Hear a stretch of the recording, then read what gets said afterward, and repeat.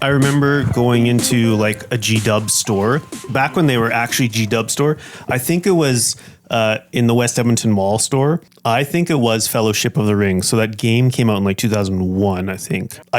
This is what started this like clear delineation in my head of like, oh, plastic are for bulk cheap minis, but the metal ones are the good ones, right? Because that game came with like a bunch of Moria orcs, goblins. Oh, the Ball and Tomb set, basically, right? No, it was like, so you just got generic troops, and it was, I think there was like maybe some elves and some men, and then versus Moria orcs, goblins, whatever you want to call them. They're basically the same. It's Lord of the Rings.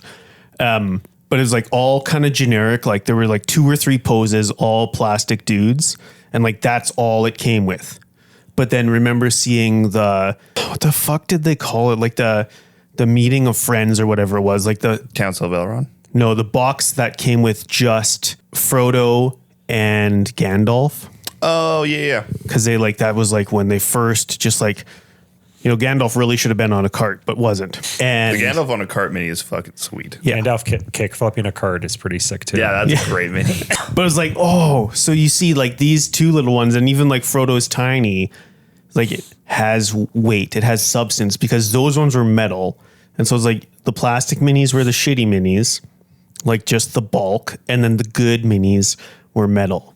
Mm-hmm. And I don't know, there's like this mental thing that still exists in my head that like, oh, metal minis are like, they're worth something. It's like you saw Trent's video lately or not, or something like that. It's like I talk to him like every day. Oh, how's that feel? When I was in commission sales, I used to say, if it weighs, it pays, because any speaker that was fucking 100 pounds had great commission on it. For sure. If it's got a giant fuck off magnet on it. Yeah. Oh boy, I'm making money. Touching on Lord of the Rings, I discovered, of course there is, our Middle Earth Miniatures and subreddit. Look at this fucking diorama. Holy fuck. Whoa, dude. I'm going to send it to you. They say it's another diorama. This person's done more than one of these. Yeah, I don't know. It's just like this continuation of my 6-hour long rant about Tom Bombadil that everyone had to suffer through in episode 20, that I really just want to play some battle companies or full on MESBG, but Start with battle companies and build up. yeah. I was talking with Treasure Crusade Mike because he's been playing it with Sebastian, and he's like, yeah, MESBG rules. I've played the game like 2 or 3 times, and it is like, from what I remember, definitely the best, like mechanically, the most mechanically sound, the best game that G-Dubs has made. Is that because they were basically allowed to do what they want? And Hey, Rory, get that closer. Yeah. Thank you. Sorry. I'll Be bring here. I'll Be here. bring it closer to my mouth, but I'll talk really quiet. I just want you to come in for a little podcast hug today as you sit down with some assembly required featuring me, Rory at Red This Boy is where Minis. Jared smashes his computer. Yeah. He's like, fuck this. I don't know if it was like, if they could only do certain things mechanically, but I don't know. It's like, it came out of nowhere because it's not mechanically like any of their other games, because it's good. Now I need to know who wrote the rules. Yeah, it's Uses like hero points for certain characters to pull up their like dope Yeah, ass so- abilities. and that's the thing, is that it's so fucking cinematic. Thank you for reminding me to go back to game night to see if they've added a new episode for their alternative Lord of the Rings For their narrative. Further. Have Have you seen the Lord of the Rings thing they've been doing? I don't even know what games day is. Game night. Oh, game night's great. It's Okay. like, imagine us doing a battle report, but instead of it being like a 4-hour thing, they put in clips of the battle report, and then the other half is them reflecting on the goofy moments that happened. Sounds like play on tabletop. No. Play on is more like we're going to truncate a battle report. Yep. And this one is like, I don't know. The other one feels more like a hangout in the end versus play on, which feels like a hockey player, like reflecting back on the game they played. Gotcha. But they did a Lord of the Rings one where they said, like, if anyone dies in the game in the next part, they don't come back. So they do the Lord of the Rings, and in their first game, Frodo dies, and Cool. Sam becomes the ring bearer. Dope. And then just more goofy shenanigans start happening from there. That's cool. Yeah. Get fucked, Frodo. Sam would have thrown it into the. Sam's not weak. Yeah, he's not a bitch. Y'all ever think that Sam just let Frodo do it so he didn't have to carry it? Hey, Yeah, he's wise. Yeah, he is He is Sam wise. Hey, huh? yeah. I went full spooky there. You're welcome. Thank you. You're welcome. Anyways, we're 6 minutes in, which is not a record. Last time was a record. So I could ramble a bit more, but welcome to, do you got a TED Talk in you right now? dude, I hope you have some sort of fucking TED Talk in me. He's I'm loaded. here for it. Welcome to another episode of Some Assembly Required. I'm Jared at Caffeinated Miniatures, and to my left, Is Rory at Ratboy Minis not missing a beat, and in front of me is I'm Spooky Andrew at Andar Primulon, and we're the podcast. I don't want to jinx you there, Spooky, but that's like back-to-back jacks. You didn't fuck up 2 times in a row, bud. He's back, I had to, like, boys. stare at a point in the carpet know. and just hyper focus. I was just watching you like, don't you're look at anyone. Don't look at anyone. Don't look at anyone. hold your breath. Hold your breath, Spooky. You got this. I'm clenched. Got that pucker happening hard. Speaking of puckering, what have you been working on? Best transition ever. Jesus You're welcome. Christ. I've been working on quite a bit, actually. Painting up my Tomb Swarms from Forge World East. Oh, yeah, they look dope. Thank you. Yeah, I'm just keeping them super quick, and I'm realizing I only like Pro Acryl through the airbrush. That's the only time I like it. Skill issue. It just kept separating on my wet palette, and I was like, this is fucking stupid. Skill issue. So yeah, I've been working on those. It's kind of unfortunate, like how much of uneven the bottoms are. I should have sanded them a lot more so that they were flush with the base. Yeah. So now I got to go back in after with brush on primer after doing some like milliput fill in. That's okay. These things happen. Finished kit bashing all my Shadow War Armageddon dudes. They have all been zenithaled. I unfortunately ran out of white ink, which I like to use for zenithaling. Which And- ink do you use? Liquitex. Yeah. Yep. It's way better, and because it's like everything is, I don't know, it's thinner, so it goes on way more evenly than paint. Yeah, it's also like artist grade, so it's got much finer, like more finely ground pigments. Yeah, because I got the really cool Necromancer lady for Old World Yeah. that I'm going to use for my Mordheim Warband, and I had just enough to zenithal her, and it came to the Shadow War guys, and I was out. So I was like, well, I've got this White Scar airbrush paint. No. I need to use it. And I blasted it on there, and it looks like shit. I'm just going to go with it. Not It's just doing more it again. texture, baby. It's just, they got spots. It's fucking stupid. Is it like, is it literally like textured? No, it's not textured. It's just like the way that it was spraying out of the airbrush in comparison to the ink was Yeah. like, you'd think I was like spraying with like an actual spray paint can that was slightly clogged. Oh, That White Scar, though, even the airbrush paint It's is so bad. There's it's chunks in it. horrendous. It's horrible. Yeah. If I was like a first time airbrush user and I was dumping that in, I'd cry.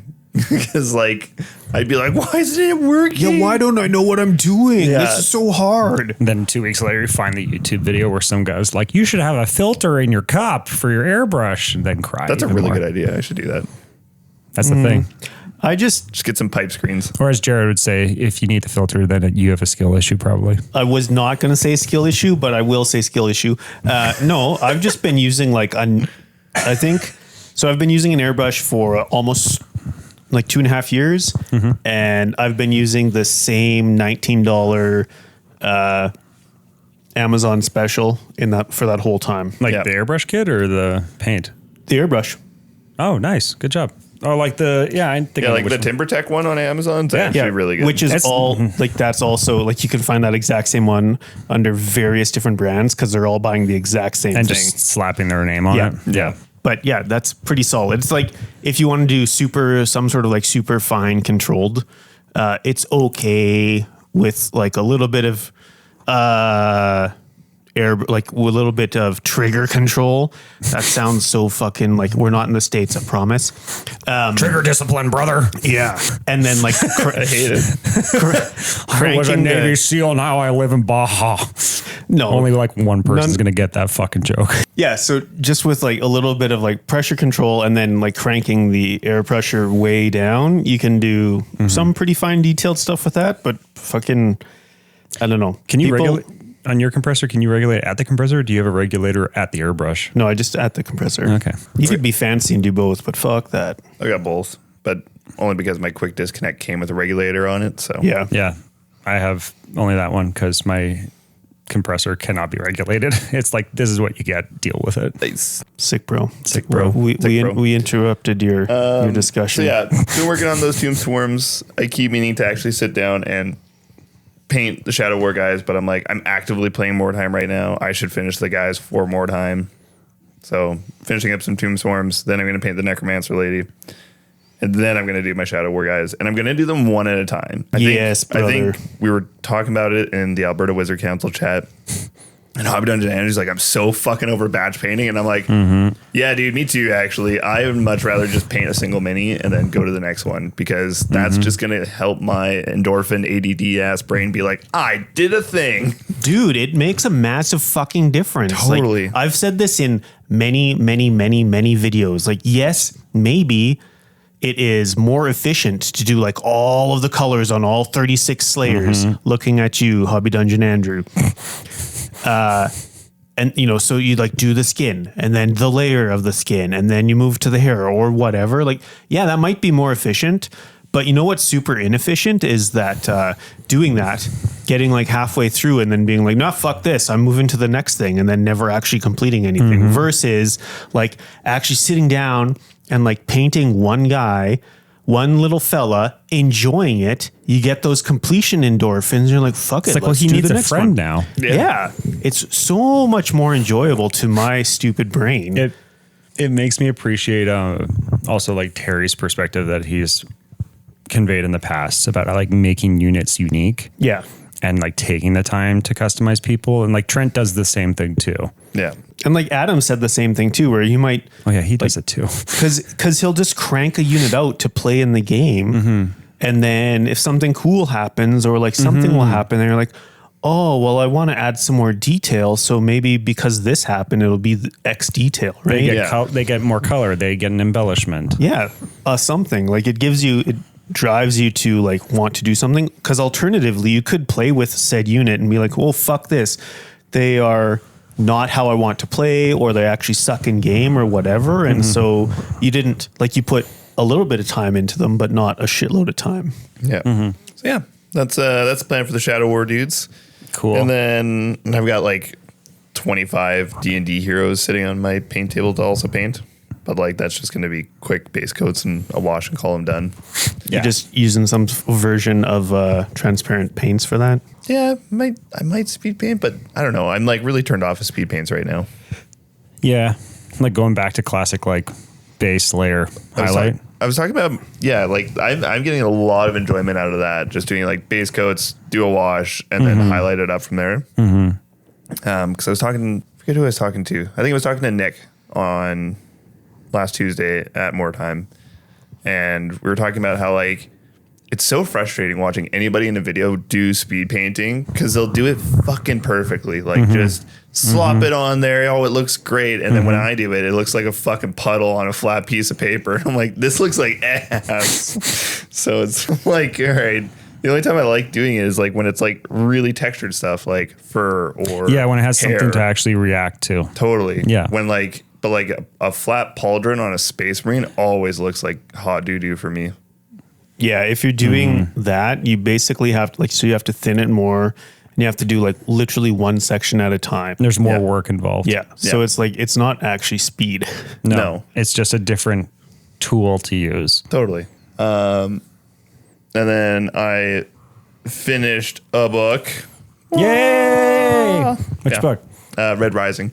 Oh, right. Yeah, fucking phenomenal book. I was going to hop on to House of Leaves immediately after, but I was like, I don't need sleep. I need fucking answers. So my friend's like, I've got the entire series. Just go to my house and pick it up on the way in Japan. So I did. I am on book 2 now. How many books? 6. Okay. It's And how great. far into book 2? 6 chapters. Okay. So just Nice. just scratching. Yeah, good Very chunk. nice. It's already spun itself on its head from what the last book ended on. So I'm like, all right, I'm so fucking involved. Now I need more fucking answers. And then almost done the Silmarillion because I just do that audiobook while I'm painting. It's pretty good. I think it's losing its charm on me because I'm like, I just want this over with. Is the Simmer because is it a cohesive like narrative story or No, is it like no. okay? So it's like It's like reading Greek mythology. Yeah, I was gonna say you kind of have to here's look this at myth, it. here's this myth, Yes. here's this myth. Yeah, okay. it's like in the creation of Luvatar, he made the Vina, and then they sang a song blinded, and they realized that their song was that of the world. It's like, oh, okay. Yeah, that sounds like Tolkien. Yeah, it's they can get up its ass a little bit. Yeah, it's the thing is like you at least with that you can just like pick it up. Yeah, there's a couple parts in there where I'm like, this fucking rules. Yeah. Hell yeah, dude. But like those parts are also so short because it's fucking Tolkien. Because it'll be like, oh yeah, and then Ungoliant drank the light from the trees. And you're like, hell yeah. And that was all of like maybe 5 minutes of the audiobook. But it's like Silmarillion wasn't actually meant to necessarily be something that was consumed by the public. No, like it was more it's his his thing, world right? building. Yeah, it's his DM notes. Yeah. That Christopher was like, we can publish this. Yeah. Yeah. We need more money. Absolutely. Yeah, His Tolkien, DM yeah, the notes, like, Tolkien estate needs more money. The perma DM speaking right there. Yes. Yeah, so that's that. I haven't done any tabletop RPG stuff in a hot minute, so I'm itching to hop on it. I have I really want to run this one shot I picked up. I picked up it was a charity compilation zine of like tons of one shots for like Mork Borg and Death in Space and tons of like indie RPGs called Dissident Whispers. And one of the Sorry, called what? Dissonant Whispers? yeah. Sweet. Very And cool. it's to raise money for Black Lives Matters. And one of the Mork Borg one shots in it is Flails Akimbo. Okay. And you all wake up in a gladiator ring with random weapons bolted to your hands. Oh God. Yeah. I'm like, I just need to run this. Depending on the weapon you get like a special move you can do in combat to like spin really your fast. signature move. Oh yeah, finishing moves. Fuck Yeah, yes. it's so cool. So that's high on the radar. I feel like there's more. I watched the new Frankenstein last night. The Del Toro. Yeah. How's Oscar Isaac in it? He looks fucking Oh, manic. dude, like I love Oscar Isaac. Like I watched Moon Knight and I was like, why is this not like poster child MCU? Really? And, yeah, Moon Knight fucking rules. Moon Knight does in fact fuck. Yeah. Legit. I was like not expecting anything. Not true. I was expecting real bad because I haven't really watched anything since, the Great Trilogy. Yeah, my MCU tank was pretty much on empty, and then I watched Moon Knight, and I stuck out 2 more movies, and I was like, yeah, and I'm done. I checked out after Moon Knight. I'm like, okay, this is great. It's like, anything it after ain't this happening. is going to be garbage. So no. Yeah, Oh, dear. it's great because he's playing like 3 characters, so it's phenomenal. Interesting. Yeah, it's very cool. It's like very not Marvel. Oscar and Isaac's definitely so not. good. Yeah, it's pretty MCU. dark. It's Yeah. great. Really? Highly recommend it. Like in the sense of like it's like, ooh, Daredevil's dark and Moon Knight's like fucking hold my beer dark. It's not. It's like funny dark. Yeah, it's Like Army of Darkness dark?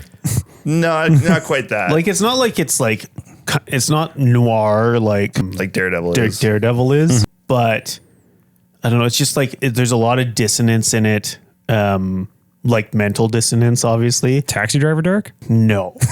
Like he wakes up holding going a in the gun wrong covered direction. in blood. Yeah. His like vehicle shot to shit, and there's like a dead body in the backseat. He's Oh. like, "What the fuck is happening?" Yeah.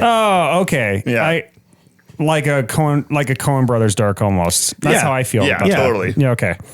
Okay, I'm with you. That's fine. And so it's like it takes a long ass time for it to become anything even remotely MCU-y. not even. It is never ever ever MCU. Oh my God, is there color? At some point, you're just like I don't know. It takes a long time for it to become any kind of like hero Interesting. movie at all. Yeah. Like, it's not a superhero movie. Is it just one season? Yeah, It's like 6 episodes. It's awesome. How long are each one? An hour? Not like they're all over the place because Yeah. Disney was like, we're in control. Oh, Yeah, but that's kind of what I appreciate about it is that they didn't have to they didn't force feed didn't force every sort of storyline into this has to be 41 minutes. It's like, oh, this is 40 minutes and this one is 63 minutes because that's how long it took. needs the time. That's what the arc required. yeah. That's good. Okay, cool. But yeah, Frankenstein was phenomenal. Mia Goth in it fucking rules. I like her more and more every time I see her in a movie. Yeah. Her strange face. Yeah. Her no eyebrow face. Apparently she's in the Odyssey, so I'm getting like really excited for the Odyssey. Oh yeah, to come that out. movie. I can't wait for the Odyssey. And how is Can't wait the to see them. effects, like makeup and stuff, like on the monster itself? Amazing. Like Yeah. absolutely. Like Del Toro shines when it comes to any spooky weird shit. And like this is like him telling Frankenstein with like his knowledge of doing The Shape of Water. So it's humanizing Frankenstein, showing who the real monsters are. It's great. Yeah, let me guess. Highly. It's humanity. Yes. Yeah. Yeah. It's great. It's very much like the 1990s movie though, like beat for beat. Is that the one with De Niro? Don't remember who's in that one. Who did the Frankenstein one for the 90s? All I can think about right now is I, Frankenstein. Why do I know? What is that? I know. Frankenstein's like a weird, edgy comic book Frankenstein. Yeah. Oh, interesting. Please wait while we all look up this. It's got Two-Face in it. What the fuck? I can't think Harvey of. Dent? Yeah. Who played Harvey Dent? I was gonna say Aaron Eckhart, but that's not right. No. That's not right. like It's from the guy old from one? Thank You for Smoking, right? Also a good movie. Man, thank God for text-based editing. That's all I'm gonna 94. say. Mary Shelley's Frankenstein from 94, right? Yeah. Yeah, De Niro plays Frankenstein. Oh, fuck. Kenneth Branagh plays Victor Frankenstein. Yeah, it's Aaron Eckhart. Okay, I was. Who was I? Yeah, that was the one I watched that when I was like 7 and You talking about I, Frankenstein or the other the 90s the Frankenstein? 90s one. Yeah. So like John Cleese is in it? it's a great movie. But yeah, it's Del Toro's is very beat for beat for that. Like, that's the source material. Yeah, it's Oh, because he took it. It's a Kenneth Branagh movie, so of course it's going to be good. yeah. Yeah. Nice. Yeah, highly recommend it. And I think that's all. Nice, bro. Yeah, dude. Good flow. Good flow, bro. What about you, Roy? Good flow. What you been up to, my guy? I too finished a book. I finished in a week, which was like I was like, holy fuck! I finished. I already know this too. I feel I special. told Jared. I finished reading The Running Man. Oh yeah, how was Yeah. it, dude? It's good, Yeah. and also his first Stephen King book I've ever read. Also good. Wait, what? Yes. Wow. Holy fuck. Never read a Stephen King book. I started reading The Mist right after, and then I felt guilt of like I should probably finish Messiah. The Mist is fucking But I don't depressing. want to. I love The Mist. I took The Mist off my e-reader. So now it's like I get two options. I either can read Meditations by Marcus Aurelius or I can read Messiah. So you've been reading a lot of meditations. Yeah, there you go. I actually did. I started reading Meditations. I just need to take everything else off except for Dune. No, I finished reading The Running Man and I finished it. I was like, holy fuck. I love the fact that you feel such a sense of urgency and like the feeling of prey being chased when there's very little actual like chase happening in the book. Yeah. Wait, have you read it or? I've only seen the movie. Oh, okay, just a Schwarzenegger It is one. not Right. the movie. Oh, I Yeah. know. The movie's also great though. Yes. I need to see the Schwarzenegger movie now too. Oh, please. It's so fucking good. But it's like the pacing of it is great. It's gonna sound weird, but like the way that it's like King kind of baits and switches on like, oh, is this gonna be like a political commentary thing? And then switches it out for like, no, this is really actually nihilistic. Fuck y'all. It's like, oh, that was so well done. And then like there's this mind blowing like bluff, like master, like who can out bluff who for like the last like fifth of the book. And it's just like, holy fuck. Hell yeah. But then the ending got real fucking bleak. Oh yeah. The ending was like real, like how does Schwarzenegger movie end? I think he just kind of wins. Okay. But like by winning, I mean he kills the guy kind of in charge of the Running Man. Yeah. Yeah, Dan And, like, that's Killen, kind of- right? yeah. Okay. So that still happens in the book, but how it happens, I was just like, holy fuck. Like, it was a thing where it's like, oh, this suddenly took, like, Running Man in and of itself and the concept is dark. Yeah. It is morbid. But then, like, the set and the setting and, like, how King wraps up the last, like, 20 pages of this book, it's just like you're sitting there, it's like, oh no, no. And it's just like, whoop, like, it's just, Nice. so when I finished it, I think I immediately texted Jared because I know you've read it. And I was just like, A, that was fucking bleak. B, I am now worried about the new movie because there is no fucking way Hollywood let Edgar Wright do that ending for the movie. There's no way. It's because I'm like, people are going to walk out of that movie and be like, well, that was fun until it wasn't. Yeah. So Sounds like life. sounds like life. So I'm very curious how they are going to do it. I'm also now already having like dissonance in my head of how I imagined the world and what I saw when I went to go see Begonia in theaters, I saw like previews for Running Man. And Yeah. when I was seeing the preview, I'm like, this does not visually line up to what I was imagining. Yeah. Because I realized that the world I had built in my head was, for lack of a better phrase, very Bioshock-esque. Yeah. Yeah. Where it's like I have this vision of it's like 1970s or 60s New York. It's cops in blue suits, Yeah. but then there's like hover cars. Yeah. And it's that mishmash of like, this is familiar, but it's a little alt history or what if history Yeah. mixed in. And then when I saw the clips where Edgar writes, I'm like, this seems like sterilized. You're in a dystopia, but it's like everything's like okay, wink kind of a vibe. Yeah. I also have questions about the fact that they flipped the ethnicities of the host of the Running Man and Killen. Yeah. Because I feel like it's like there was a commentary in the book where this mattered of whose races were whose. And now that you flip them, that's changed that. Interesting. Yeah. Not like as like Stink King's making a big macro commentary, but within the politics of the book. Yeah. And it's like interesting. That's changed that. So it's like now I'm like, what else have you done? Yeah. So I need to like morbid curiosity see the movie. fair.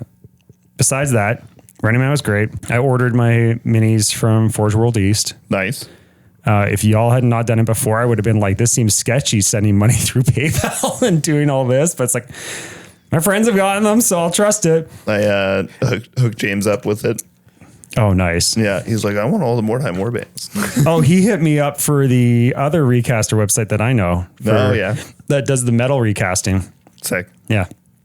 So he has both those. So now he has unlimited power. Oh yeah. Maybe I should look at that one too. Yeah, I'll send that to you. And then, so there's that. Those minis are coming. Recasting is bad. Don't Recasting do that. is bad.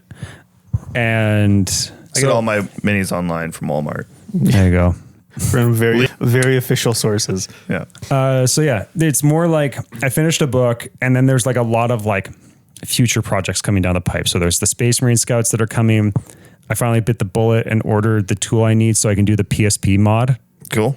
So that tool Wait, what tool did you need? is so stupid. I needed to get a new set of like Like security bits. electronics bits or Yeah. screw bits because there is a single screw in the back of the PSP case that is countersunk like over a centimeter Oh, so you have the right bit, but not long enough. or narrow enough. Sick. So I'm like, well, I guess we're getting like an electronic, like a little screwdriver. Oh, Yeah, moving with- up in the world, Yeah, baby. with a long bit. Thank you, AliExpress. So that's going to be here. I think Monday's the latest, depending on where Canada Post is with their rotating strikes. So next week, okay. Yeah, sometime next week. So then I can actually put the PSP together, Nice. which I'm very Sick, stoked bro. about. Hell yeah, dude. And then the other thing, and I didn't pull out earlier, so you could have a live reaction on the pod, is I did cast, or not cast, I did I mold was fucking Ragnar. waiting. I was gonna ask if I molded Ragnar. Dope. I have not cast anything out of there yet. So Where did you get the silicone? Is it General grade sex store silicone. Should be. Because when you open that mold opening, it's like, that's a little sus. Wow, Rory, if there wasn't a mini on there, I wouldn't know what that is. Yeah. So we'll see how it goes when I cast it. The silicone I got from a kit from Michaels. Oh, okay. So it was like almost 500 milliliters. It's pretty of soft. silicone. So, and then did you get some resin? Not yet. Okay. I need the resin. Kiwi was saying, because she was casting Trent's toads in sugar, she's like, do you want to pour sugar in there? I'm like, it will not come out. There's no way it will survive trying to come out with those little bits and everything. So very curious how it's going to appear when I do eventually cast it. I feel like I'm going to have to slit that silicone a lot more to be able to get out some of the bits and bobs, but I was like very hesitant of how far to cut, but Yeah. I'll just probably cut more so it just makes it easier. So, and then I'll just deal with the flashing when I need to. So, yeah, we can talk about this because now that I've visited like 3 different Casters. resin casters, I have seen some of their inner workings. So You have the knowledge. some of it, yeah. Brilliant.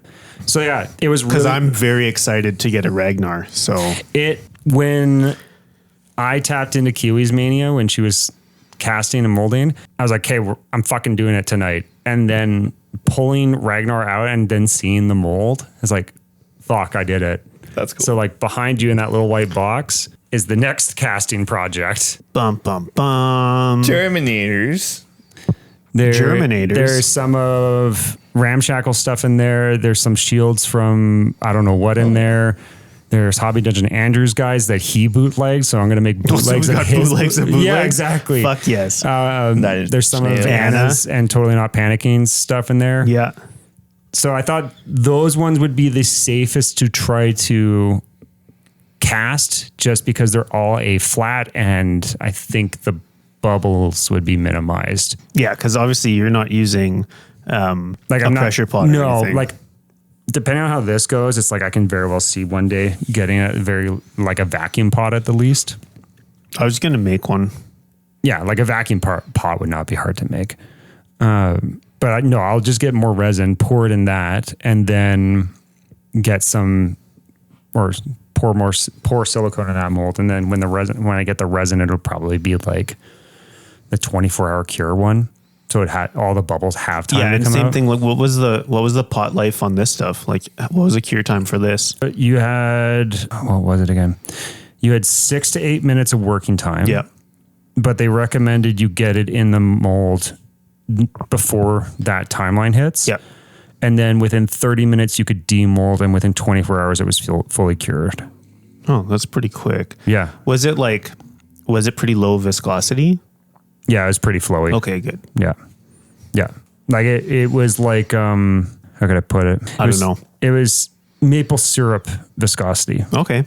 Yeah. That's the closest I could think of. Maybe maple syrup viscosity is what the resin or silicone was. Very sick. So yeah, Ragnar is sitting on the table. He's got his little red prison behind him. And now I need to find proper resin to cast him. So,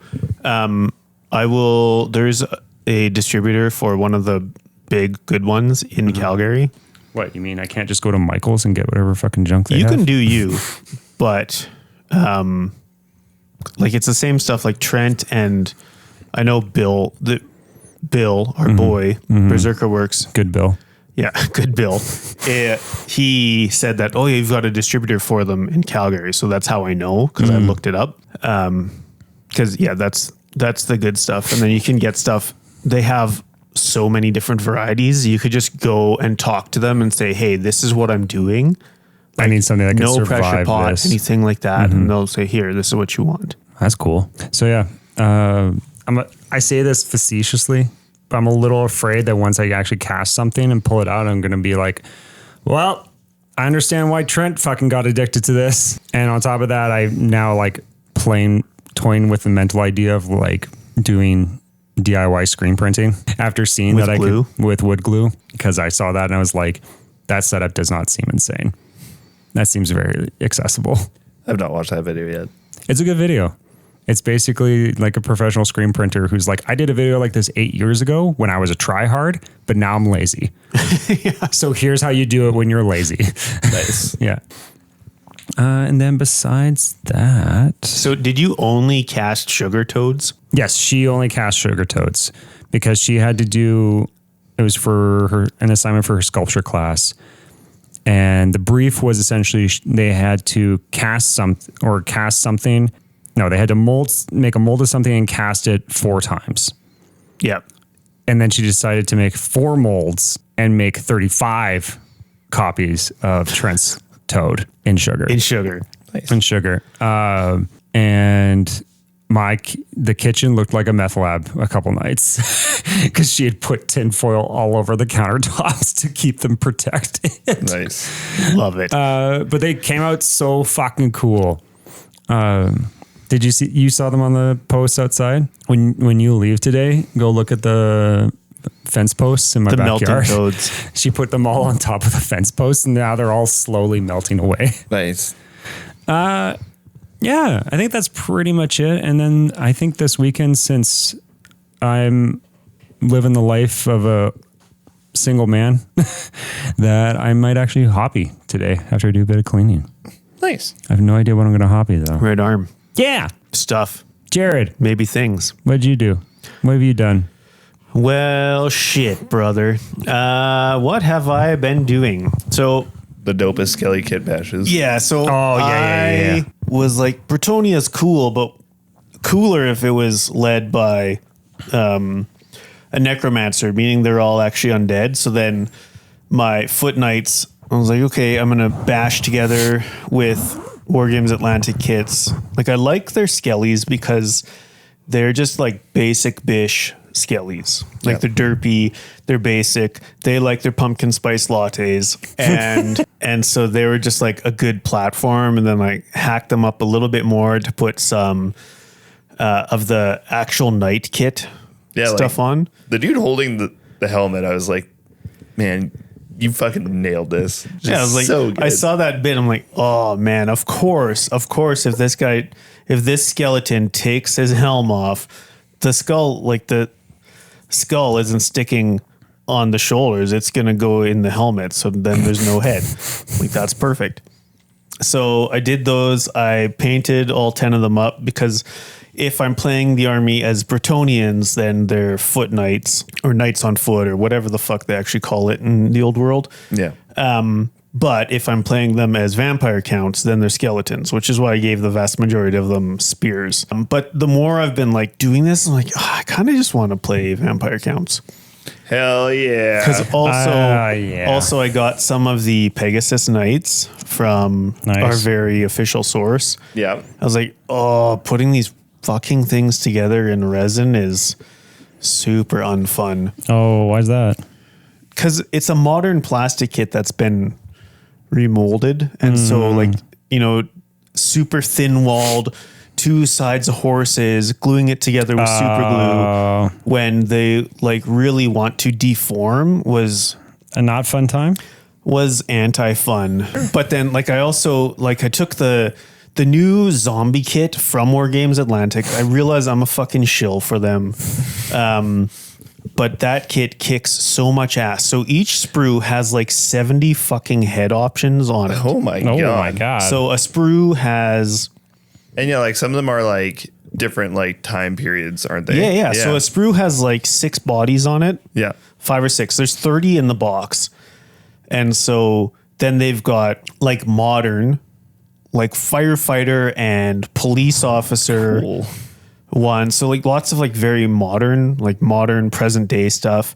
And then they've got military kind of stuff for all sorts of options. They've got basic bish, like generic zombie heads. The ones that I was most excited about are the Western and the pirate ones. Nice. So, cause Because pirates fucking rule. yeah, Simon, Schnubbutz. I still don't know how he actually wants to pronounce his handle. Like the dude that made the shirt. Yep. Well, I guess Get your shirts at CaptainMiniatures.com. no, Get your shirts at fourth wall or isolationman.com. something. I don't know. Yeah, he did that drawing that I made into the shirt. So he has a game that's Cursed West. So it's like weird, Cool. Wild West. Yes. So I saw those zombies with cowboy hats. I'm like, oh, definitely going to be making something for his game with these. Yeah. But yeah, that kit kicks ass. So then I took that and took some of the peasant levy arms. So they had halberds and then just generic weapons Yeah. to make the zombies a little more interesting. And yeah, that zombie kit is probably my favorite. Nice. It's very cool. Very cool.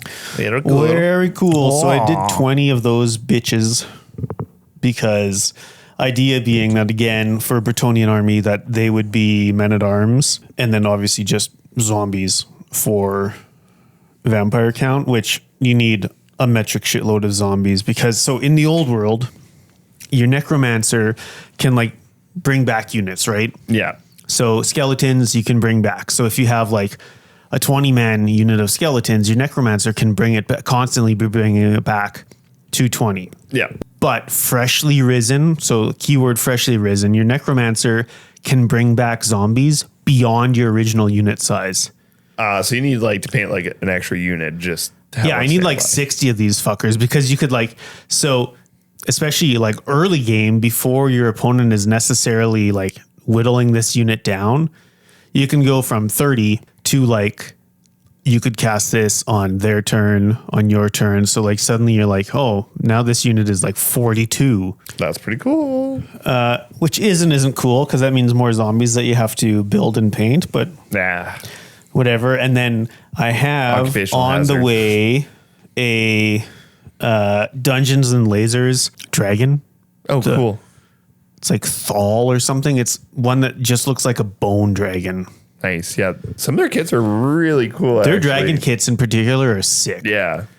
And like cheap as far as dragons go, especially when you're looking at, I don't know, Games Workshop. So they come with like tiny bases. So I'll have to put it on an appropriately sized base, mostly so it doesn't fall over. But yeah, Bone Dragon. Then I can throw a Necromancer on it. I think I'm going to hack up because in the what kit? The Cultist, the Frostgrave Cultist, like the original one. Yep. One of those models has like the legs. He's just kind of got this like rocker stance going on. Yeah. He's playing metal. And so that homeboy, I can just like hack out of it so he can ride the dragon, sit on his neck. So yeah. Meow. And then yesterday I was just like cutting shit out of sprues, like all of the extra War Games Atlantic and Oathmark and just putting them all into a bin. Just condensing. Just a grab pile. Nice. Random bits. Bits box. Yeah, bits, it's bits, a bits, fucking bits. bits bin for sure. Hell there's yeah, there's dude. a lot of shit in there. Bits bucket. Yeah. Yeah. I forgot stuff. Yeah, tell me. I'm gonna go see Predator Badlands tomorrow. Oh, very Oh, fun. sick. Yeah. When are you gonna go see it? It's like 7:00. Nice. The IMAX.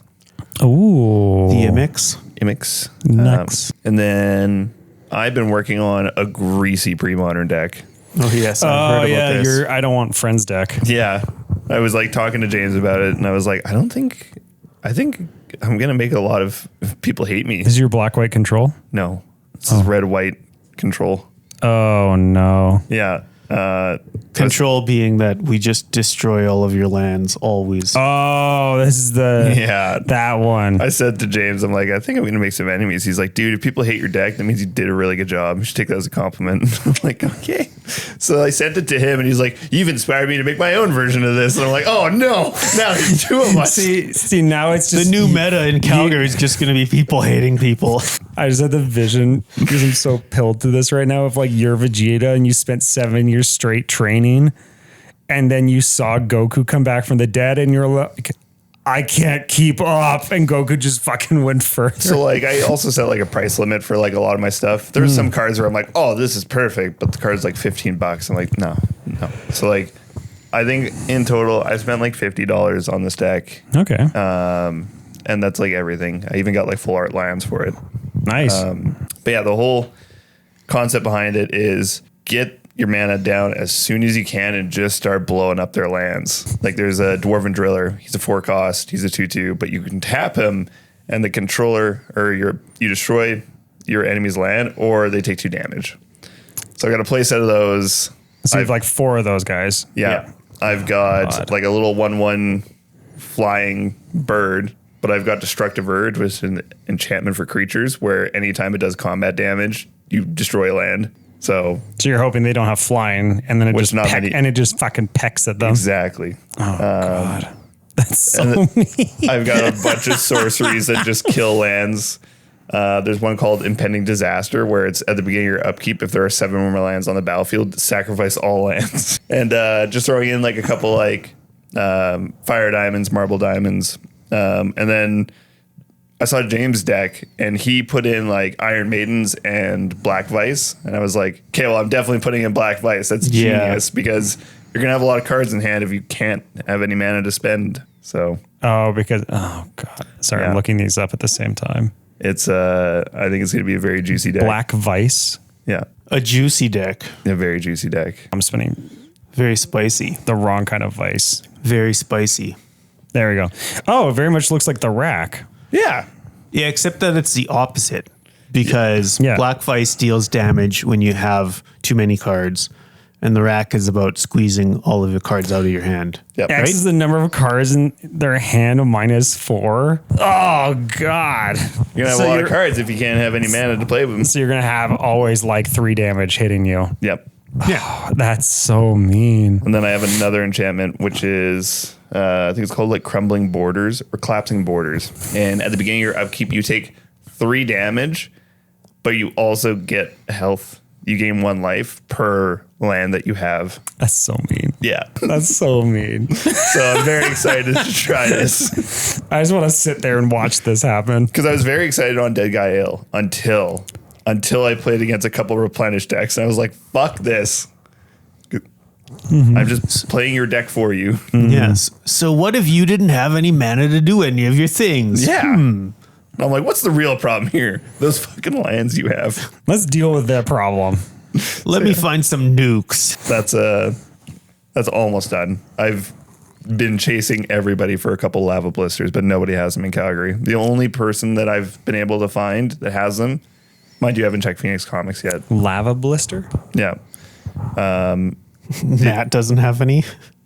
They're like an uncommon and they're like 40 cents. Like they're super cheap, but nobody has them. Red Claw Gaming in Edmonton's the only place that I'm like, And Taps didn't? Taps did not.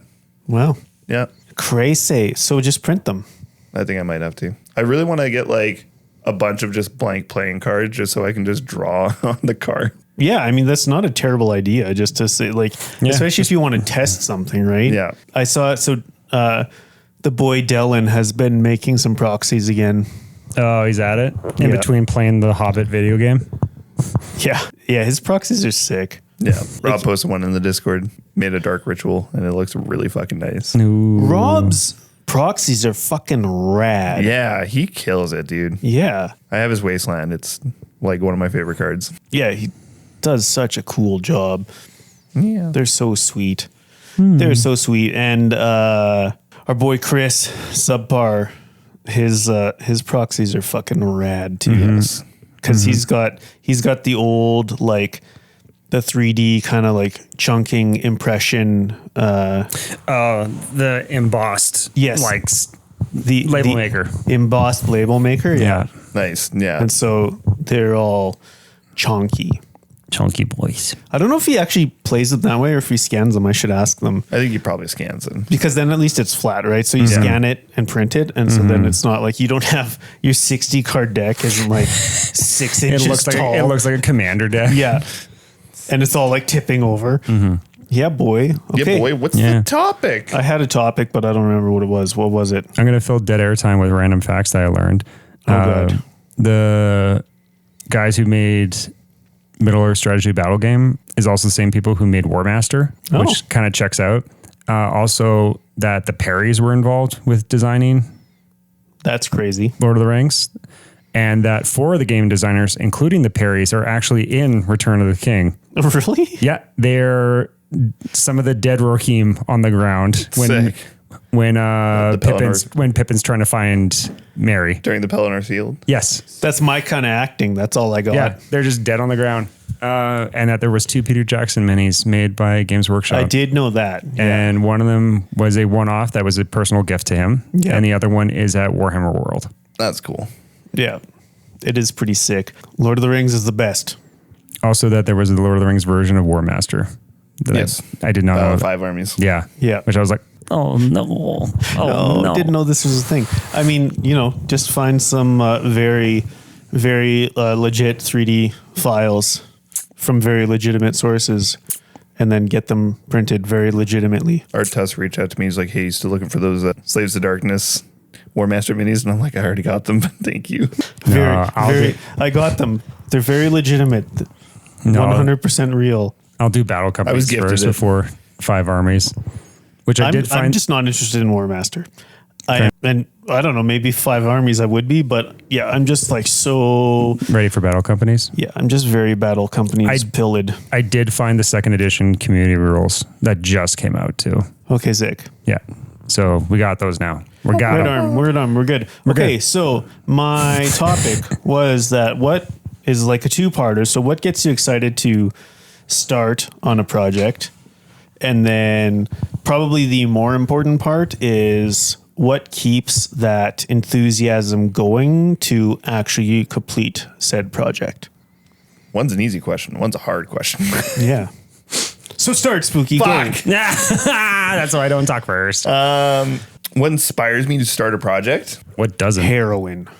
Jeez. No. The spice. Cinnamon probably I don't inspires know. them. My inspiration for Lack of projects cinnamon. comes out of, I think, a lot, and this kind of will loop into our last episode, a lot of what I'm consuming in terms of like fiction and media. Cinnamon. So like whatever's like really piquing my interest at the time. So Cinnamon. like the Shadow War Armageddon was I've done a lot of fantasy. I want to just find something that I can explore sci-fi with. So I went on a Yeah, you wanted Mordheim, but sci-fi. space, but not Necromunda because Spaceheim. Spaceheim. Because Necromunda's a lot. It is a lot.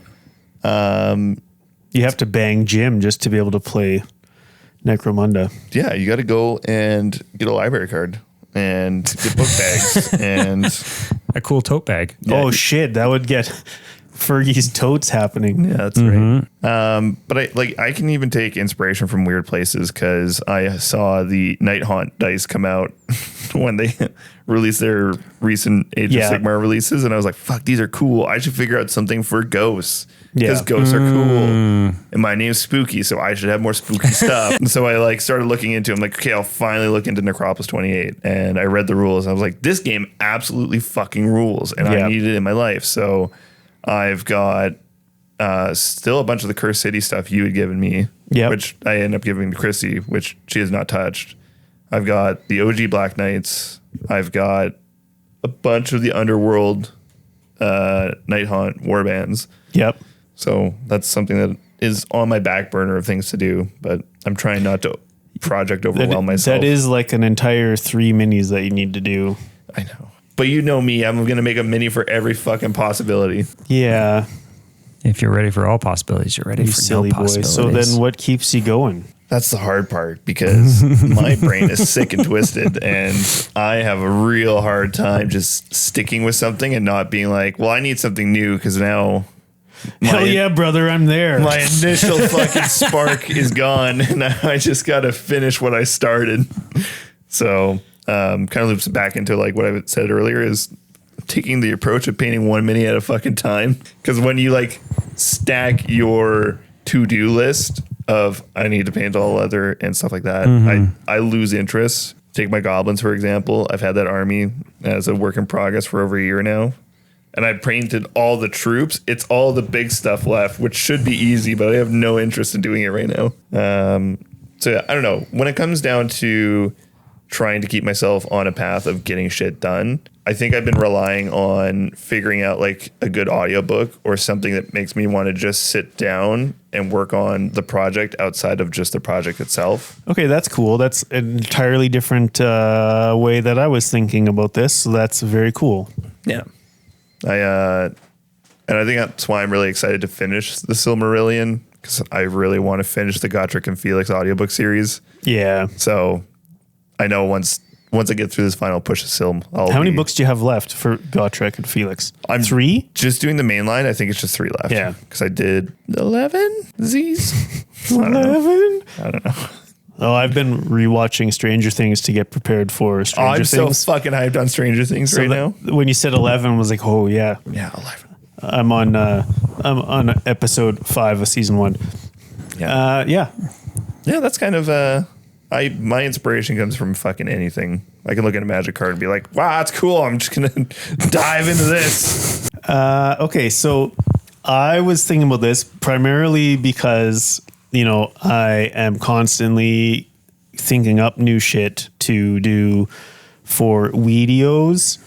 But with this old world project, what kind of made me spin on this a bit more was because like I can get like getting excited about stuff is like dead simple. I've been fucking ranting about how I want to play battle companies. So like I can get amped up on stuff super fast and easy by just like thinking about, oh, I want to paint minis purple or whatever, right? It can be just something very simple about like ghosts, right? Like I did a whole ass army of ghosts that are actually Empire of Man. Yeah.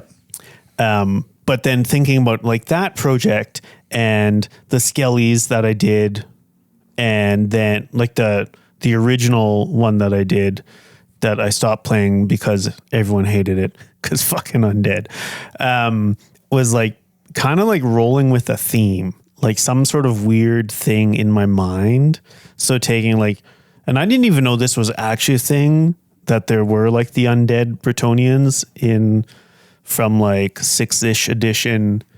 It's a thing. Yeah, Like the there's a Muslim. Mordheim warband that's undead Bretonnians. Yeah, so it was like there's this the red something who was a Bretonnian but became a vampire, and so it's like all this undead Bretonnians.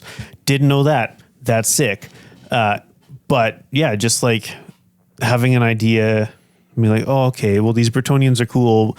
Already made them spooky-ish, but now if we really fucking lean into that and crank it to a gajillion, so like, yeah, these damsels that I painted are pretty ghost-like, so maybe they're just fucking banshees, and the Lord is actually just a fucking necromancer, and so all these guys are actually undead. And so, yeah, the knights are obviously skeletons because they've been around the longest. They're dusty and old. And then all of the men-at-arms, all the peasants are freshly risen because they're always just generating more. Yeah. And so they're zombies. They're the cannon fodder. Yeah. And so just like rolling with that wild idea and like leaning into that nonsense is what kind of keeps the juices flowing to like really continue to crank out the project, or putting candy on trolls and goblins riding candy or herding candy. Like, So it's funny that like niche, unique, original spin. yeah, that, and I don't even like, obviously it doesn't need to be original because Undead Bretonnians isn't necessarily original, but just like finding like a way to really inject my own voice into what it was is whatever. And that's sort of, that is what I've found. Cause like, you know, I love Wood Elves, but that whole project kind of just like fizzled and is on the back burner because it was just kind of pretty stock standard. Like I was painting them in my own way, but there was nothing that made it feel uniquely mine. Yeah. Other than, you know, maybe no one else really paints the way that I do. And so that's kind of uniquely mine, but not to the same degree as these undead guys or like the candy dudes, or like that feels more like mine and I have more ownership of it. So I don't know. I spend too much time alone in my basement making videos. And so I I think about these things maybe too much. Rory, pick up that goddamn microphone. It's your turn. Yeah, I'm here. Well, you didn't answer the second question. What keeps you on That's track? exactly what I said. What? That- Finished off with I have too much time in the basement. No, but the second part is that, like, rolling with that idea of, like, so anything can get me started, Yeah. but then taking that, like, spinning it into my own thing is what keeps it going. So turning, like, that. Creating ownership of it. Yeah, like taking the Empire of Man, but like, oh, they're all actually undead, and then painting them all as ghosties. That, or like, okay, cool, I like Gloomspite Gits, but now they're all candy, and so that's like leaning on that is what keeps me rolling through it. I'm waiting for the big truck to drive by. Motherfuckers. It's always an interesting one for me. Like, I feel like, I don't know, the inspiration for projects, it's like I usually need something external for it. And this, not in the sense of like whatever I'm consuming, but it's like I need a motivator for it. Like, so for example, Like, you need the thing that you're making it for. I need a purpose. I can't just have it where it's like, this seems really cool, I'm going to do it now. It's like, no, I'm going to do a thing. I need a thing for it. So like, I probably would have never made an Avalanders warband from Mordheim without being like, well, I'm going to play in the league, so I'm going to need it. And Avalanders seems cool, so I'm going to do that. I'm not going to make a spec Battle Companies group. But if Jared's like, well, I really want to play Battle Companies, it's like, well, I should make a group so then I can play with Jared. Literally going to Sentry Box after this. Can I come? Yeah, Sick. do this. Yeah. I haven't been there in a hot minute. So yeah, I usually need that more than say with you where you're like, whatever you're consuming will get you. But like that does happen for me. For example, when I finally saw Army of Darkness for the very first time, Wild.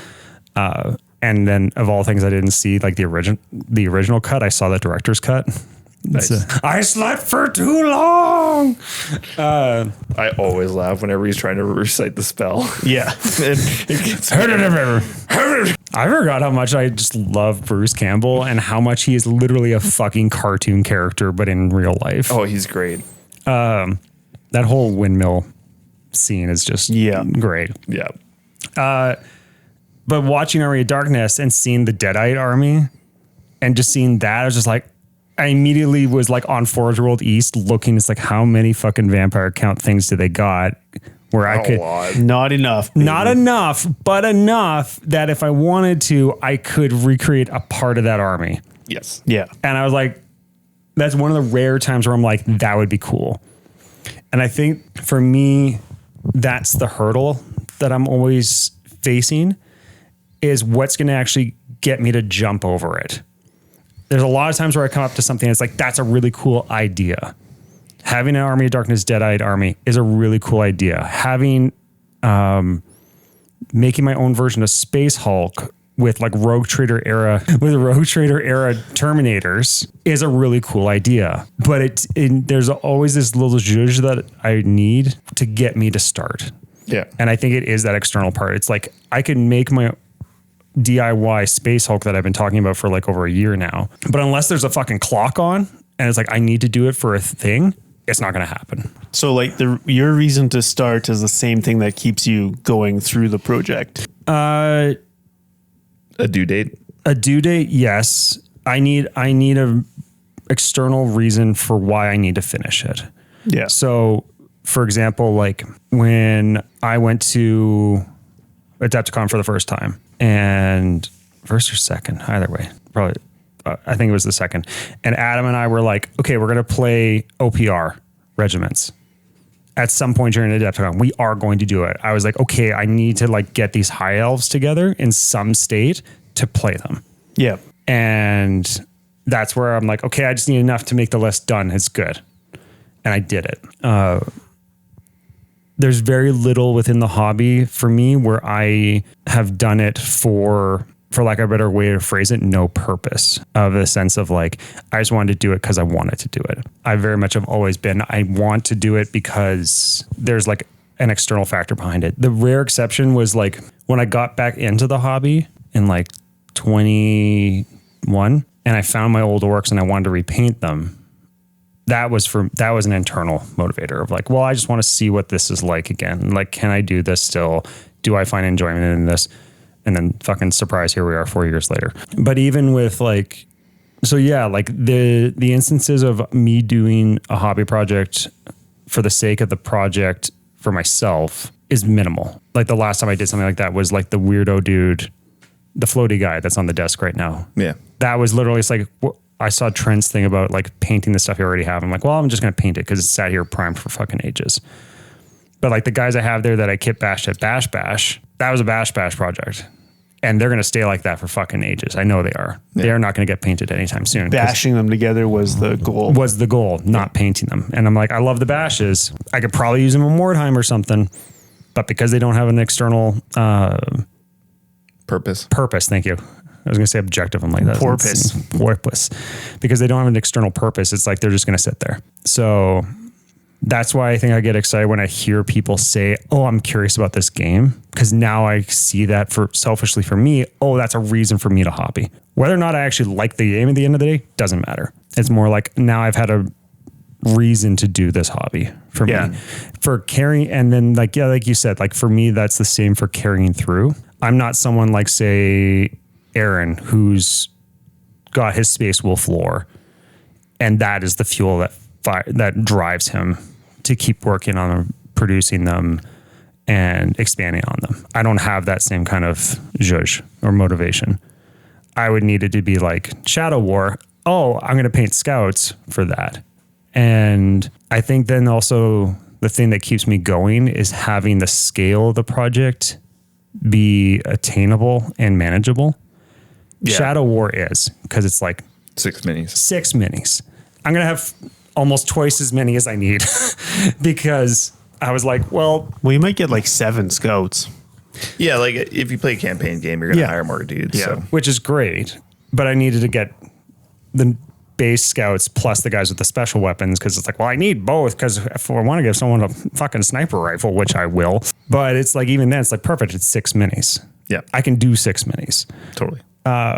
If I want, but then it's like, if I wanted to say give 40K a go with like a faction, I couldn't make it like a horde. The only time I've been inspired, say, to do like 40K stuff is when I've seen or something of that scale again, is when I've seen someone like Tyler, $1 Billion Clown Farm, he did his like Chaos Knights allied with like Nurgle demons. Yeah. And it was like, oh, that's 10 minis. Yeah. Like they're fucking big, but it's 10. Yeah. And I was like, that's accessible to me because that is a project I can finish. I am not fucking doing a Horde Imperial Guard army or whatever. I need this thing to be like sub 15 models for me to do it. Yeah. No, that makes sense. Mm-hmm. Which is, King of the Colosseum, baby. 500 points. That thing, yeah. Yeah. That's something that's on my radar. I want to give it a go. I have enough dudes for that now. So that's why I stopped, because I could do I think I've got 3 potential lists. Because you got your Tyranids? I'm saying I've got enough Tyranids for 3 potential Tyranids lists. Oh, wow. Jesus. But probably not 2,000 points. But I was also I'm good for this for a while. I don't want to play the full. If I said this, maybe a couple episodes ago, if I was playing a full GW game, it would be AOS, not 40K. Yeah.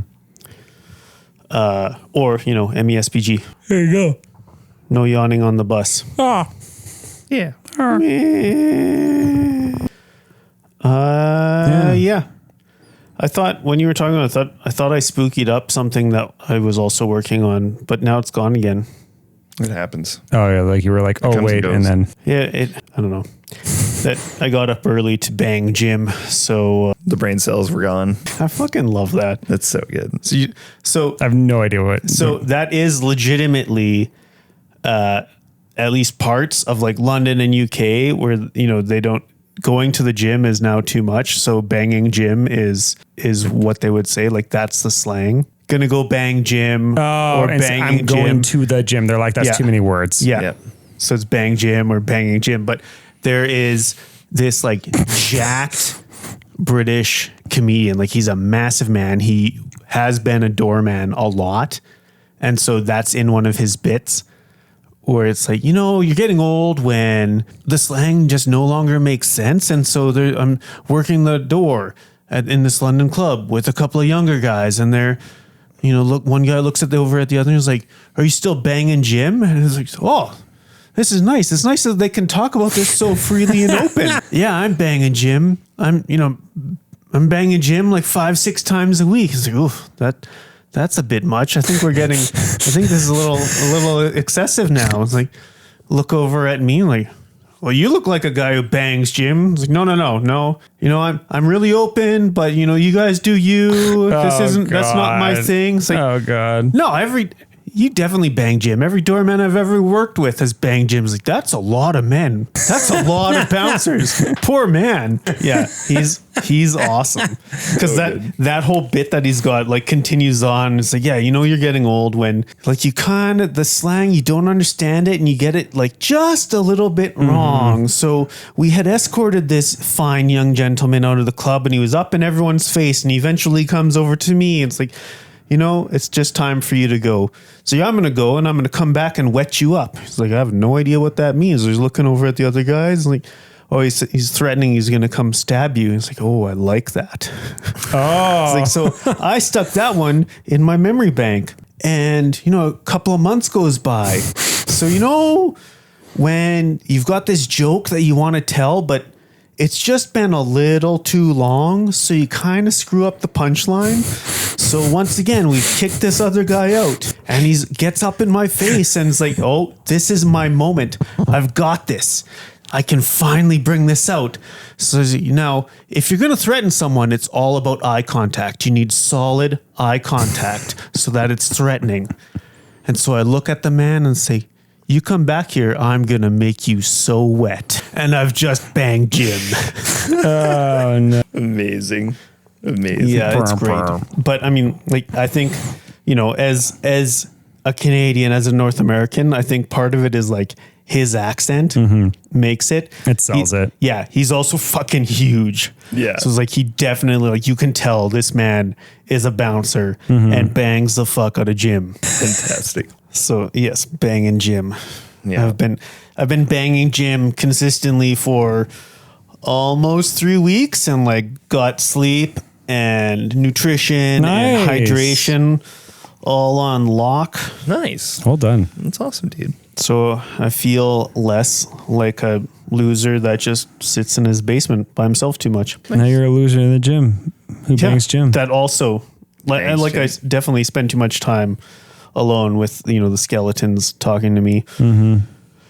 But, I'm also banging Jim, which feels good. Good for you. Yeah. Yeah. Nice to be so open about it, right? It is. It's really, we're an accommodating and like supportive We're a environment here. progressive group here. Yes. That's what it's all about. Yeah. I'm doing a learn to play for more time tomorrow. Just with Aaron.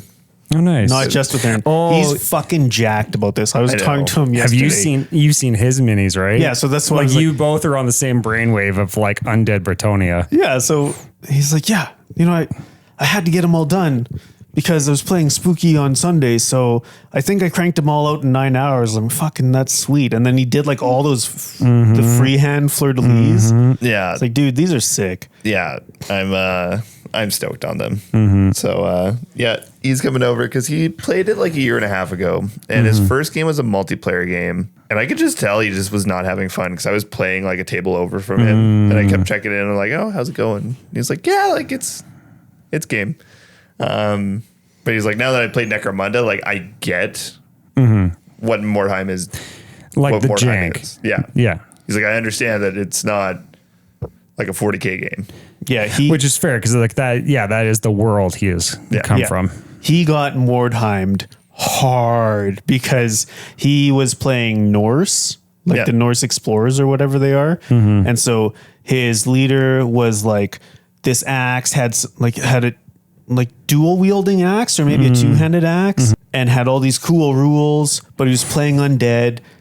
Undead dudes made like 3 consecutive wild saves and then literally fucking Shank him. with a dagger. So a dagger and killed his boss man with all the cool. It's like, oh, buddy, you got Mordheimed so hard. That's rough, dude. Yeah. So Never doubt the underling with the dagger. looking No. forward to it. I'm bringing like 7 minis. Yeah. I've got a Cult of Possessed learner warband that I bring out for Oh, people perfect. to learn. Yeah. I just like be like, hey, the 2 butt ugly dudes, kill them right away if you can, or avoid them. One of the 2. Yeah, you stay away from them no matter what. Yeah. Everyone else is just wet paper. Legitimately, Yeah. yeah. Weapon skill 3, toughness 3. Oh, dude, I'm like playing my Tomb Guardians right now. It's fucking hilarious because everyone is just so bad except for the fucking leader. The leader is just Just chiseled like, fucking goodbye. marble. Goodbye. Oh, so like I played Duncan because I missed week 2 and he missed week 3, so we made a catch-up game. His warband rating was 80 above me, so I was getting +2 experience on top of every Oh my experience I God. earned. My leader got 12 experience in one game because I just fucking melt people. So now he's like, Is that the new skill you got? What is the leader? so he's a Tomb Guardian.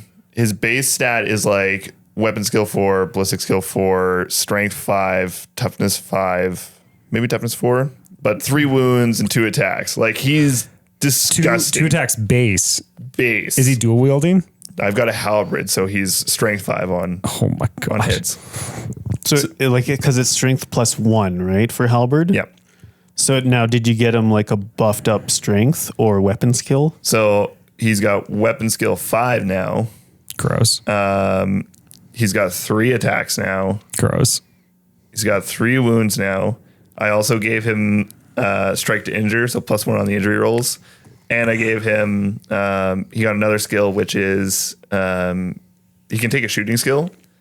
So he's got a Nehakar Javelin, which is 8 inches, no penalty to movement, no penalty for range, and a +1 to hit. Oh no. And I gave him the bird's eye skill, so he gets a +6 inches. So he's got 14 inches of range. That's just disturbing. And his ballistic skill is he can 4. run and then fucking javelin. Yeah, well, he can't Or run. not run, but he can do. He can move. He doesn't take the -1. But like none of them can run anyways, so Oh, it okay. works. Yeah, perfectly. because they're all the shambling or But whatever. everything else is like weapon skill 2, strength 3. It's just So that's like a fucking demigod surrounded by bubbling idiots. totally, Oh my god. yeah.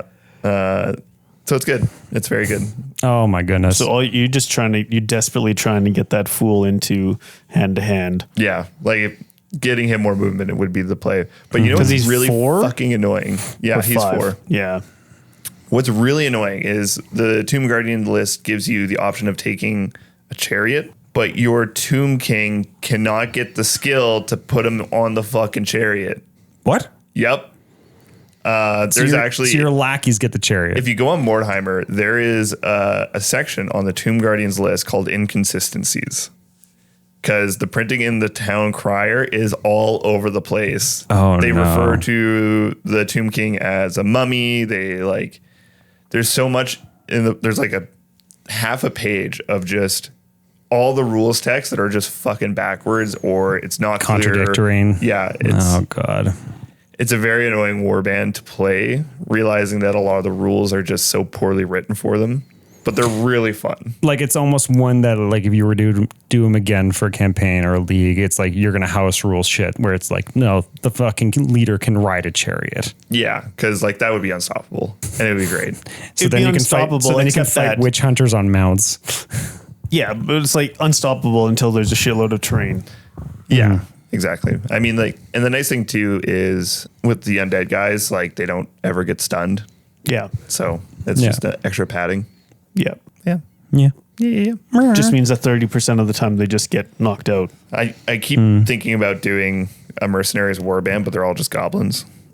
But like making them look like Averlanders and shit with big fucking funny hats. Or goblins in a trench coat. Totally. I want a silly goblin warband. That would be pretty sick. Just actually. a bunch of goblins playing Mighty Mask, basically. Yeah, like I want like a goblin with the big fucking sleeves and everything. They just stole a bunch of clothes. Yeah, they just look like Averlanders, but they're goblins. Like the fucking caps are over their eyes and Yeah, everything. just big stupid hats. So that's one of the things. That's actually great. It's been like in the back of my mind for a bit, but I've got a lot of projects to get to before I get to that. Yes, as we've discussed. What's your next project then? Want to do Necropolis 28, even though I have to finish my Goblin army, my War Master army, my Ogre army. I'd like to finish off, even though I might not play it again, the Necromunda dudes. Your Cawdor? Yeah, my Cawdor guys, because I've got all of the minis for it. So I'm like, I really want to just paint them. Just hack them up for Shadow War. Yeah. So Necropolis is the next one that you want to do. Yeah. Then there's a bunch that's like, this would be nice to do. Yes. What's the next one after Necropolis, you think? What has sparked joy in you next? Honestly, just Mordheim. I don't know what it is about that game. It's a really dumb game. The rules aren't great, but I never come out of Mordheim just being like, that sucked. Yeah, there's very little feel bad. Except when I played Shadow Warriors that one time. Played against Shadow Warriors? Yeah. That's fair. Yeah. That's reasonable. It was, I was playing against Sid, so like it wasn't that bad. It's not ill-intentioned. No.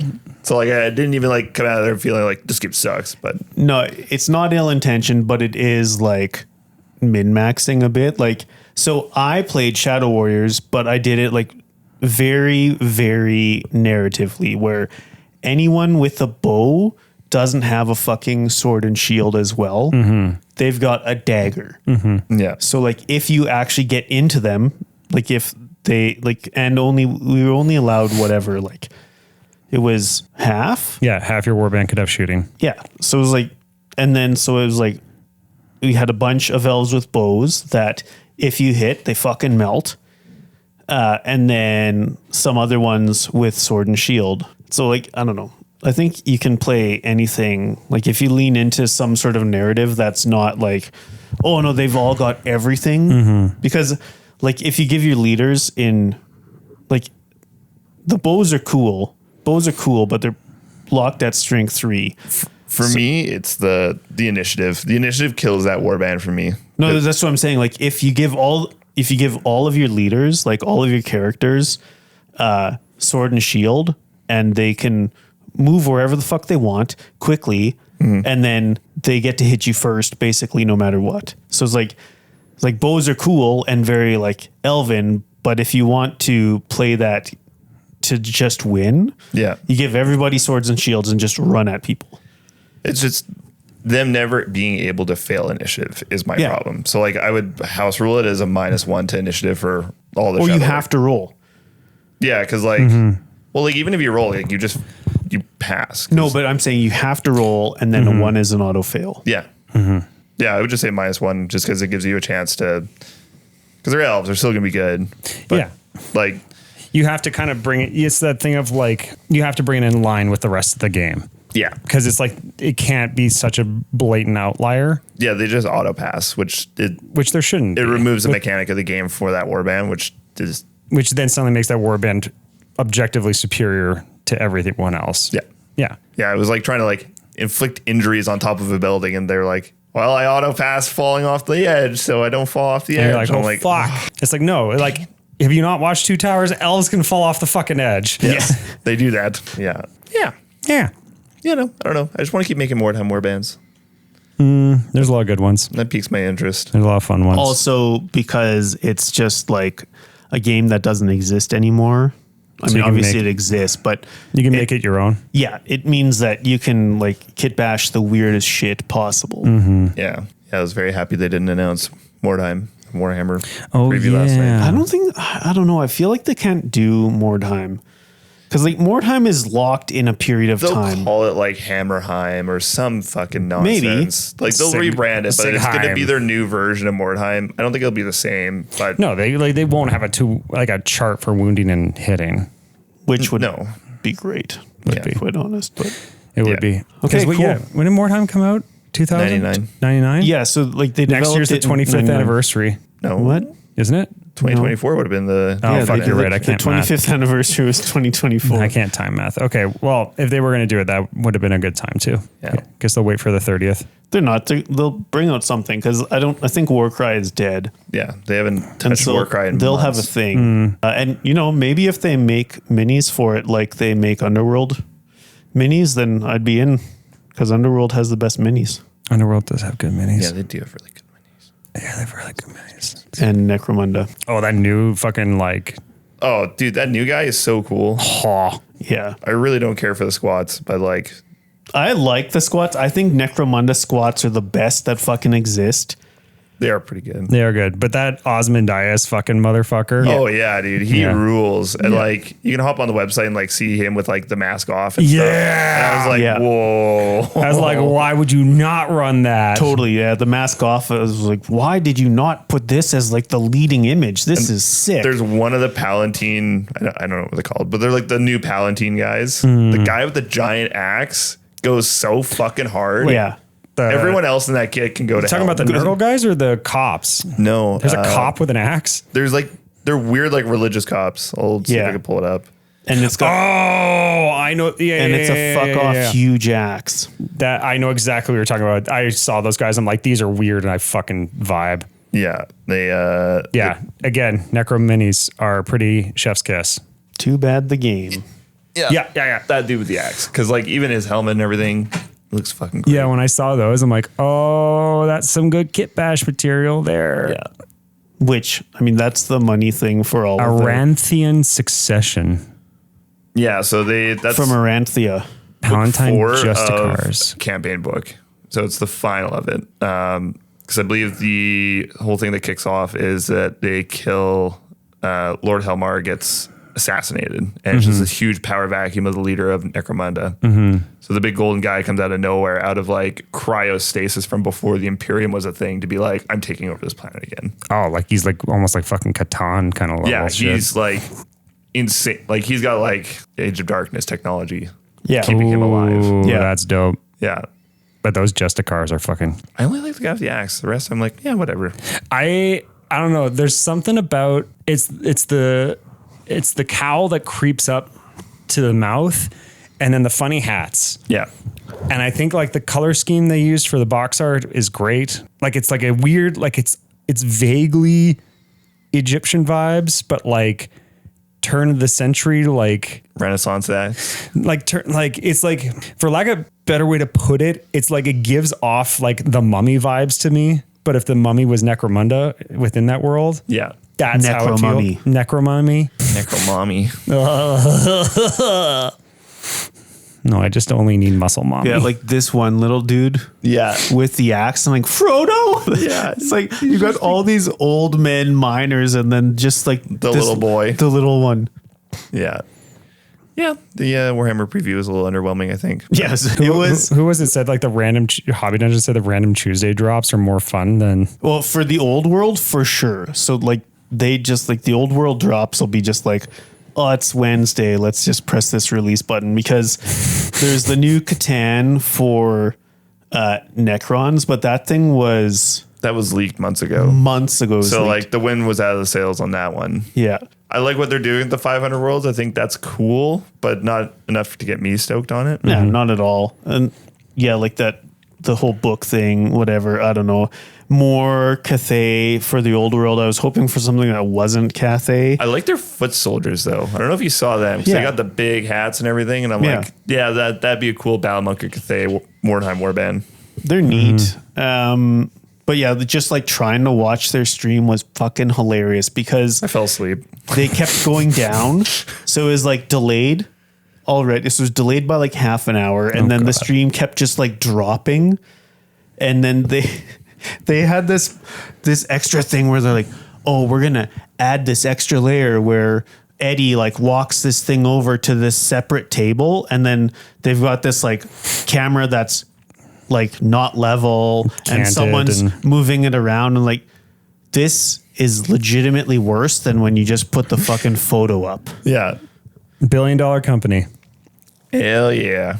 Hilarious. But yeah, so it was delayed for a long time just with like experiencing technical difficulties.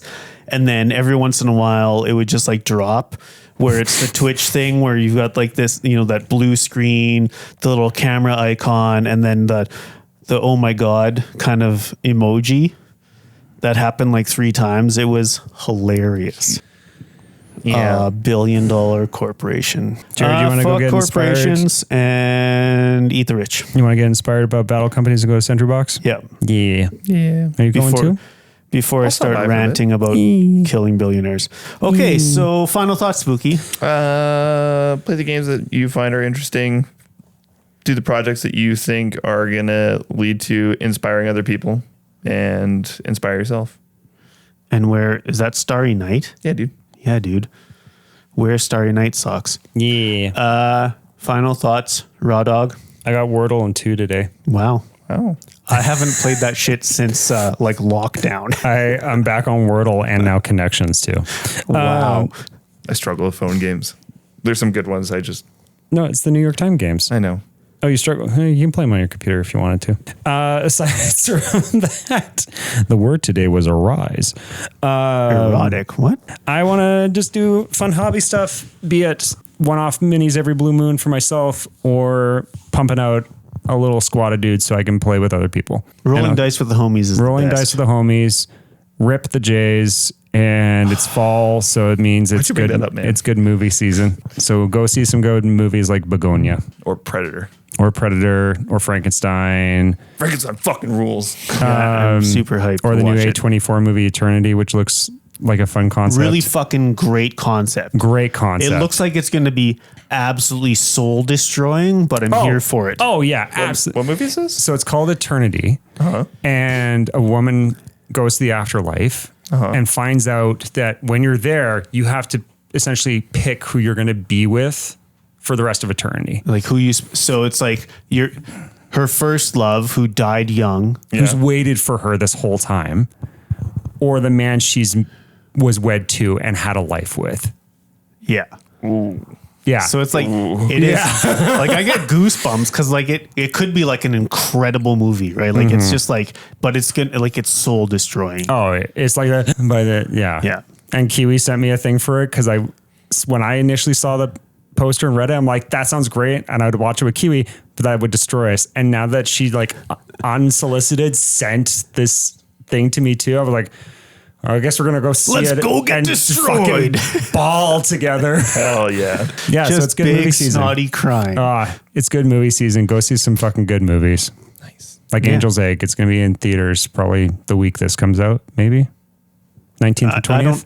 I don't do maths. Okay. Yeah. Final thoughts. Roll dice with homies, and love you all. Thanks for listening. Have a Okay. great time, Bye. friends.